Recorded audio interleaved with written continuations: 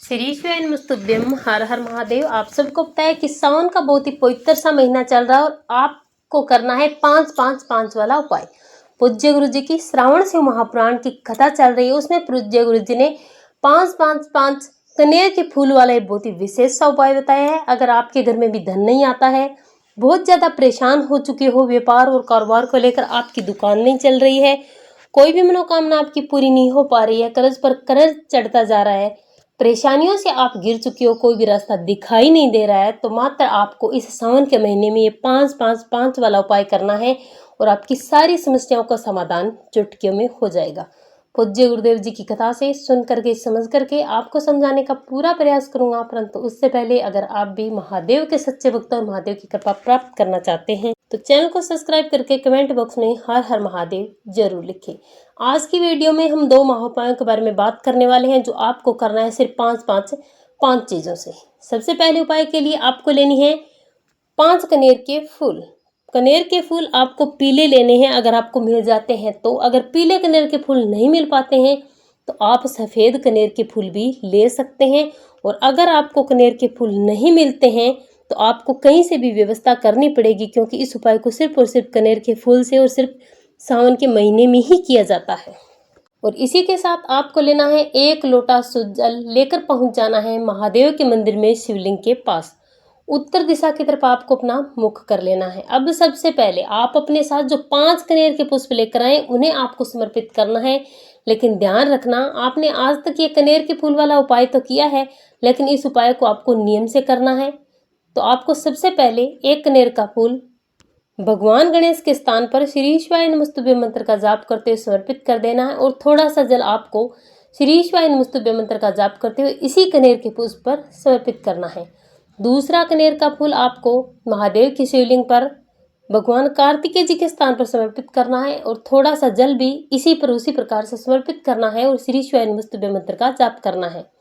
अब तीसरा कनेर का फूल आपको महादेव की शिवलिंग पर मां अशोक सुंदरी का जो स्थान है वहां पर समर्पित करना है। समर्पित करने के बाद आपको थोड़ा सा जल उस कनेर के पुष्प पर समर्पित करना है, श्री शिवाय नमस्तुभ्य मंत्र का जाप करना है। इसके बाद आपको चौथा कनेर का फूल महादेव की शिवलिंग पर जो माता रानी का अष्टकमल है वहां पर समर्पित करना है। समर्पित करने के बाद थोड़ा सा जल आपको उसी पर समर्पित कर देना है। और इतना करने के बाद अंत में आपके पास बचता है 1 कनेर का फूल, उसे आपको महादेव की शिवलिंग पर समर्पित कर देना है और पूरा का पूरा जल श्री शिवाय नमस्तुभ्य मंत्र का कम से कम 11 बार जाप करते हुए समर्पित करना है। ध्यान रखना, जब भी आप कनेर का पुष्प समर्पित करेंगे तो थोड़ा सा जल आपको हर जगह कनेर के पुष्प पर समर्पित जरूर करना है। इस प्रकार से अगर आप श्रावण मास में किसी भी दिन 5 कनेर के पुष्प महादेव की शिवलिंग के इस 5 विशेष स्थानों पर समर्पित करते हैं तो आपकी सारी मनोकामना पूरी होती है।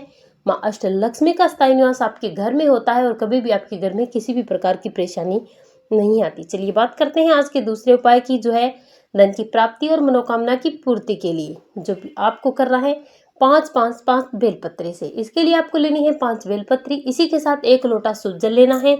इस जल में आपको थोड़ा सा डालना है गंगा जल, लेकर चले जाना है महादेव के मंदिर में शिवलिंग के पास। उसी प्रकार से आपको उत्तर दिशा की तरफ अपना मुख कर लेना है। अब आपको सबसे पहले भगवान गणेश के स्थान पर 1 बेलपत्री समर्पित करनी है। दूसरी बेलपत्री आपको भगवान कार्तिकेय जी के स्थान पर समर्पित करनी है। श्री शिवाय नमस्तुभ्य मंत्र का जाप आपको हर बेलपत्री समर्पित करते समय करना है। इसके बाद तीसरी बेलपत्री मां अशोक सुंदरी के स्थान पर समर्पित करनी है। लेकिन ध्यान रखना, बेलपत्री तो आपको शिवलिंग पर समर्पित करनी है, लेकिन जो बेलपत्री का डंडी वाला हिस्सा होता है वो जलाधारी से आपको नीचे लटकता हुआ समर्पित करना है। इस बात का विशेष ध्यान रखिए। इसके बाद चौथी बेलपत्री आपको माता रानी के हस्तकमल पर समर्पित करनी है। श्री शिवाय नमस्तुभ्य मंत्र का जाप करना है। इसके बाद 5वीं बेलपत्री महादेव की शिवलिंग पर समर्पित करते इसमें आपको अपनी मनोकामना करनी है। ध्यान रखना, महादेव की शिवलिंग पर जब आप बेलपत्री समर्पित करेंगे तब आपको अपनी मनोकामना करनी है। इसके बाद आपके पास जो 1 लोटा शुद्ध जल है उसे सबसे पहले भगवान गणेश के स्थान पर समर्पित करें। श्री शिवाय नमस्तुभ्य मंत्र का जाप करें। शिवलिंग का दूसरा स्थान जहां पर आपने बेलपत्री समर्पित की है भगवान कार्तिकेय जी के स्थान पर, उसी बेलपत्री पर थोड़ा सा जल समर्पित करना है। श्री शिवाय नमस्तुभ्य मंत्र का जाप करना है। तीसरी स्थान मां अशोक सुंदरी के स्थान पर उसी बेलपत्री पर थोड़ा सा जल समर्पित करें। श्री शिवाय नमस्तुभ्य मंत्र का जाप करें। इसके बाद माता रानी के हस्तकमल पर जो बेलपत्री है उसकी बड़ी वाली पत्ती पर थोड़ा सा जल समर्पित करना है, श्री शिवाय नमस्तुभ्यं मंत्र का जाप करना है। इतना करने के बाद अंत में आपके लोटे में जितना भी जल बचता है उस जल को महादेव की शिवलिंग पर पूरा का पूरा जल आपको समर्पित कर देना है। श्री शिवाय नमस्तुभ्यं मंत्र का जाप करने के बाद अपने हाथ की हथेली महादेव की शिवलिंग पर रख करके अपनी मनोकामना करनी है। नाम और गोत्र बोल करके आपको अपने घर आ जाना है। पूज्य गुरु जी कहते हैं कि हम आपको इस व्यासपीठ से यकीन दिलाते हैं, अगर आपने श्रावण मास में इन दो में से कोई एक भी उपाय कर लिया तो आपके जीवन की जितनी भी परेशानियां हैं वो सारी परेशानी दूर होगी। धन की जो समस्या बनी हुई है उस समस्या का समाधान महादेव स्वयं करेंगे और आपके घर में माँ अष्टलक्ष्मी का वास होगा, धन की प्राप्ति होगी। आपके भंडार कभी खाली हो ही नहीं सकते अगर आप श्रावण मास में महादेव की पूजा अर्चना करते हैं और इन उपायों को करते हैं। तो श्री शिवाय नमस्तुभ्यं, हर हर महादेव।